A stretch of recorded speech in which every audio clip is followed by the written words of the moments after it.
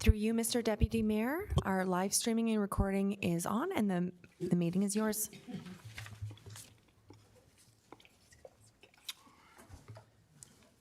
Thank you, Madam Clerk, and welcome back to your first meeting. Your presence is appreciated, and you can help me through this meeting. Thank you. Thank you.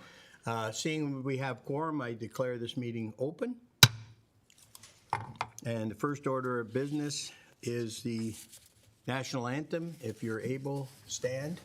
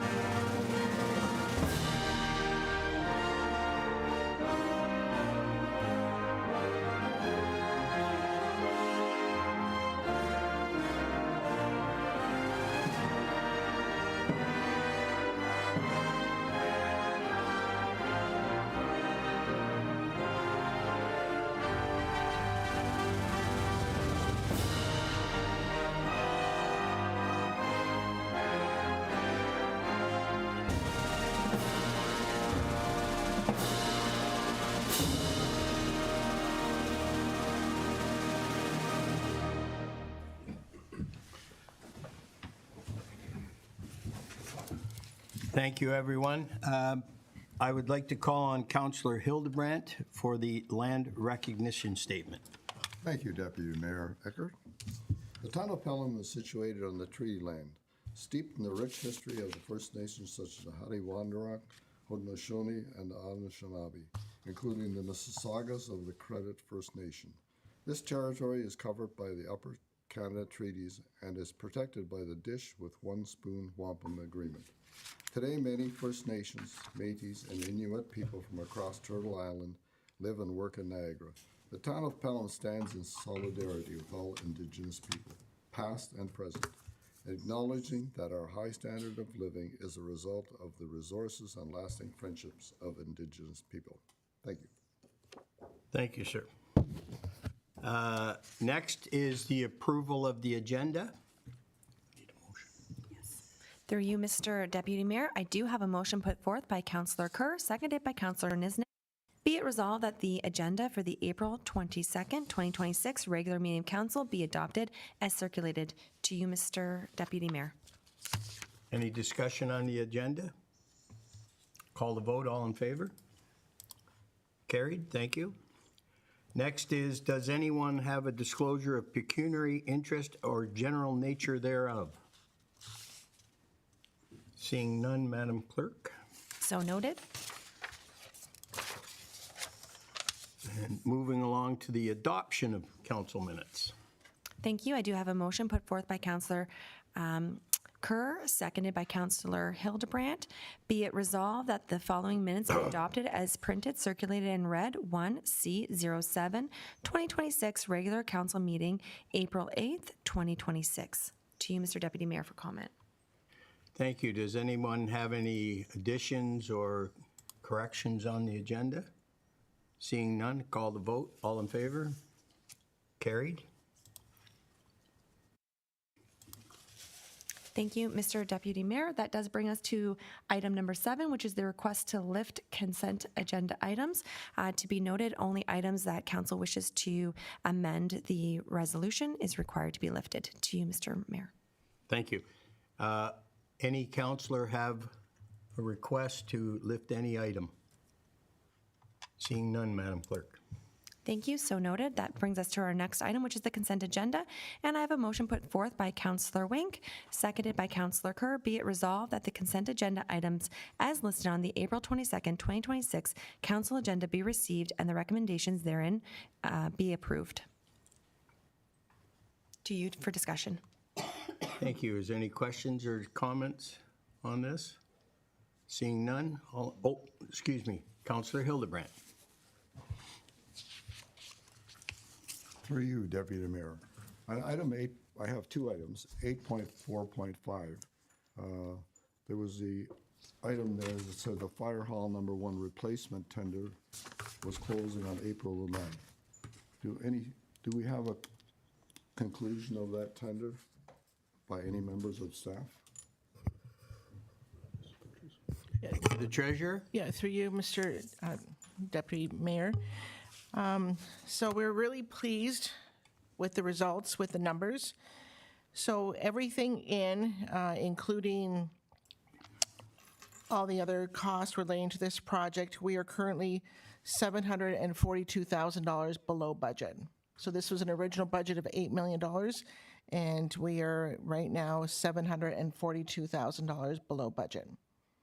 So it has been awarded, the contract, and I'm pretty sure that they're going to be starting the first week of May, is my understanding, when they're going to break ground. Can you define who the successful tender was? The successful contractor is Manacor Group, Inc. Have they built any fire halls in the region recently? I'm sorry. Thorold. Oh, Thorold. Thorold. So as you recall that we did a pre-qualification for our contractors, and we had 8 contractors that pre-qualified. So all of that, the experience, did they build fire halls, all that was vetted in the pre-qualification. So in this stage here, it was just the tender amount. Any of the 8 contractors were qualified to do this project.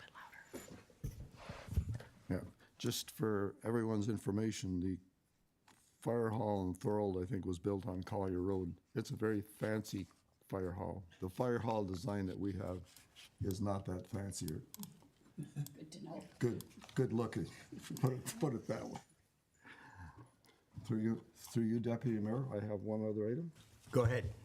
8.4.10, that's Bill 98, what I call remessaging. Earlier this year, the federal government eliminated its EV mandate in favor of stricter emission standards for the auto sector. In my view, this was just another way of saying the same thing, just saying it differently. I believe that Bill 98 is remessaging by the Ontario government. On page 4 of this item, it talks about the official plan, and it talks about the OP removing requirements to include policies relating to climate change, mitigation, and limits municipalities' authority with regards to lot size, frontage, depth, and EV charging.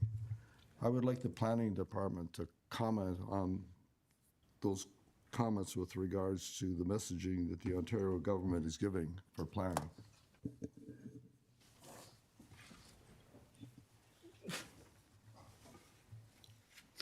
Thank you. Through you, Mr. Deputy Mayor, to the councillor. Hold on. I had this written down.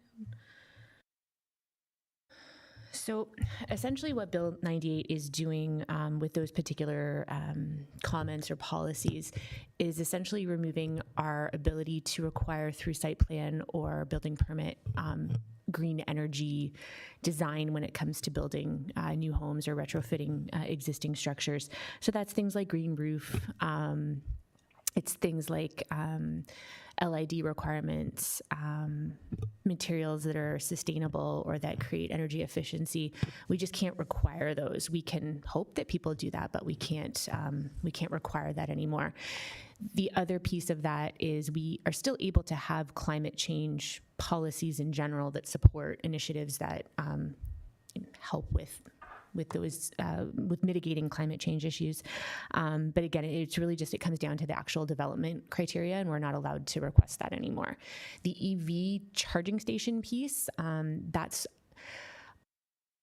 probably a direct result from some municipalities requiring that through, and it's most likely Toronto, but some municipalities do require that new builds have EV chargers as part of that construction. And so again, we can no longer require that. We don't in Pelham currently, but if we wanted to do that, this bill removes our ability to do so. Thank you for that explanation. Thank you for that explanation. Thank you, Councillor. Thank you, Ms. Richardson. Any other questions on any other item? Councillor Kerr. Yes, just to kind of bring up, this is relative to 8.4.8, Stormwater Management System Annual Performance Report. It was brought to my attention by a resident that they were, that the report indicates that everything was fine and everything's going on and anything that was reported was rectified. But this particular residence has reported a problem and it has not been rectified. So that was just to highlight that potentially in there saying everything's fine is not exactly correct. Is that the property on Canberra Road? That's correct. Okay, thank you. Any other questions, comments? Seeing none. We can call for the vote. Okay. I call for the vote on these, pardon me, on these agenda items. All in favor? Thank you, carried.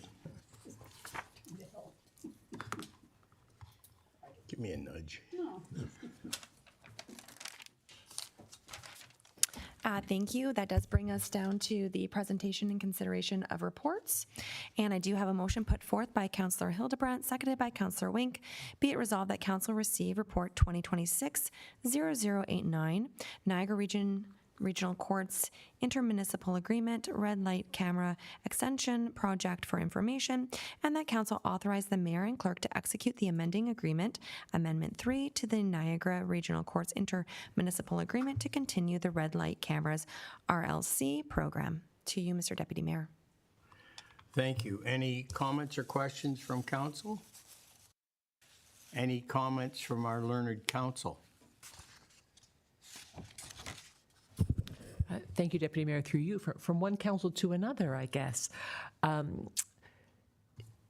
The government has removed the ability of the region to implement automated speed enforcement or to utilize it, as council is aware. So initially, the intermunicipal courts agreement, pursuant to which the region has assumed the provincial court process for all lower tier municipalities, that was amended to allow them to recover certain costs for automated speed enforcement and red light camera enforcement from the provincial court revenues. As there is no longer the ability to use automated speed enforcement, this new amending agreement restricts the agreement to the red light camera piece. So it will ultimately reflect the revenue that's available to the region from the use of the cameras, which will be less than when both ASC and RLC were involved, but it's essentially reflecting that reality, and it's appropriate in my view to proceed. Thank you. Any questions arising from those comments? Seeing none, I can call the vote. Yes. All those in favor? Carried. Thank you. Thank you. That brings us to our next motion being put forth by Councillor Kerr, seconded by Councillor Nisnik. Be it resolved that Council receive Memo 2026-0093, Fawn Hill Lions Club land transfer to the town of Pelham for information. To you for comment. Thank you very much. Any councillors or staff have any comment to make on that? I know last night at the agricultural dinner, the mayor spoke about it at length, and our gratitude to the Lions Club for thinking first about the community, which they clearly have done. And I think this is a great acquisition for the town. So any other comments? Councillor Wink. Yes, thank you, Deputy Mayor. I think it's appropriate to center out some staff with respect to this. And Ms. Van Ravensway did a yeoman's effort on this to bring this together. And I congratulate staff for working hand in hand with the Lions Club and bringing this to fruition. So congratulations and thank you for all the efforts. Well said, thank you. Any other comments? Call the vote. Yes, sir. I'll call the vote. All those in favor? Carried. Thank you. That brings us to our next motion, being put forth by Councillor Niznik, seconded by Councillor Bernarski. Be it resolved that council resolve into closed session to consider the following matters. 1, closed session report 2026-0095, cannabis litigation update. Advice that is subject to solicitor-client privilege, including communications necessary for that purpose, as pursuant to Section 239(2)(f) of the Municipal Act 2001. Second item being closed session report 2026-0091, non-union staff, for personal matters about identifiable individual, including municipal or local board employees, as per Section 239(2)(b) of the Municipal Act 2001. Labor relations or employee negotiations, as per Section 239(2)(d) of the Municipal Act 2001. To you, Mr. Deputy Mayor, for comment. Any comments on this? Call the vote to move into closed. All in favor? Carried. Thank you. If council can just give us a moment to end the recording and the live stream.